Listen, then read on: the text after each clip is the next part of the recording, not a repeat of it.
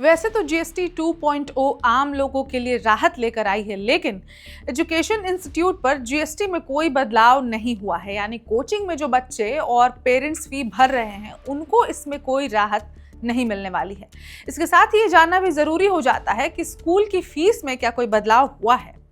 अभी क्या है स्कूलों पर जीएसटी और कोचिंग में जीएसटी में बदलाव क्यों नहीं हुआ है, ये सब जानते हैं आज की इस खबर में। नमस्कार, मैं ऋचा पराशर और आप देख रहे हैं वन इंडिया हिंदी। जीएसटी 2.0 में 12% और 28% वाले जीएसटी रेट स्लैब को खत्म कर दिया गया है और इनके तहत आने वाले प्रोडक्ट्स को सिर्फ अब 5% या 18% के स्लैब में रखा जाएगा।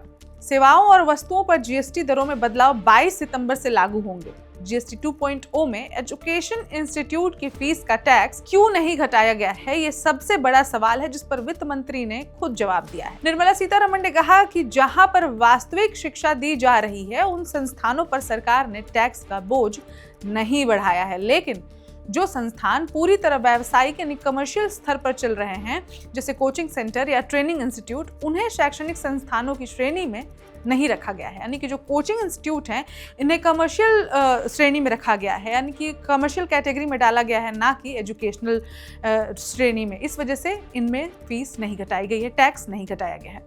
सीतारमण ने साफ किया है कि कोचिंग को कमर्शियल शिक्षा माना जाता है, वहीं स्कूलों पर किसी तरह का टैक्स नहीं लगाया जाता। इस बात पर आप ध्यान दीजिएगा कि स्कूलों पर पहले से ही कोई टैक्स नहीं लगता है। जीएसटी 2.0 में क्या स्कूल की फीस पर असर पड़ा है?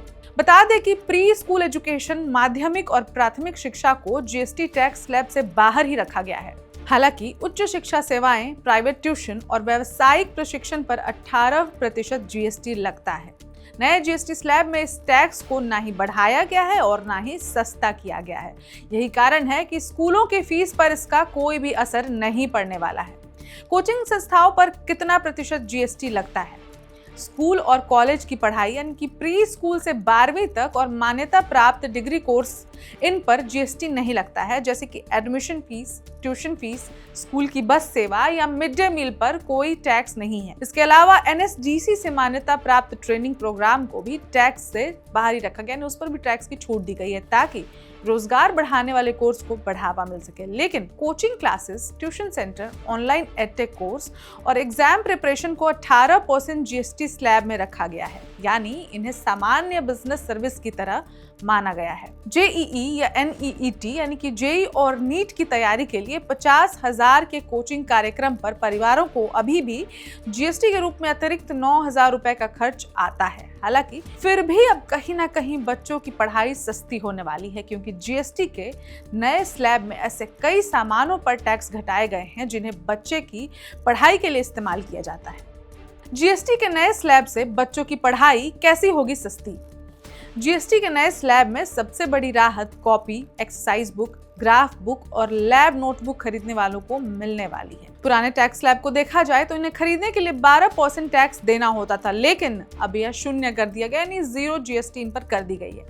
Copy, exercise book, graph book और लैब नोटबुक खरीदने पर अब ग्राहकों को जीएसटी नहीं देना होगा। मैथमेटिकल बॉक्स, ज्योमेट्री बॉक्स और कलर बॉक्स खरीदने पर बस 5% का टैक्स देना होगा। यानी कि ये सब जो जीएसटी रिफॉर्म्स किया गया है, एजुकेशनल इंस्टीट्यूट्स पर तो नहीं किया गया, लेकिन एजुकेशन के सामान पर जरूर राहत दी गई है। तो इससे भी कहीं ना कहीं शिक्षा में आपको आराम और पेरेंट्स की जेब पर राहत मिलने वाली है। अब इस खबर में इतना ही, लेकिन जीएसटी के इस बदलाव को आप क्या सोचते हैं, किस रूप में देखते हैं, हमें कमेंट करके जरूर बताएं। और देश दुनिया की बाकी खबरों के लिए बने रहे वन इंडिया हिंदी के साथ। नमस्कार। Subscribe to One India and never miss an update. Download the One India app now.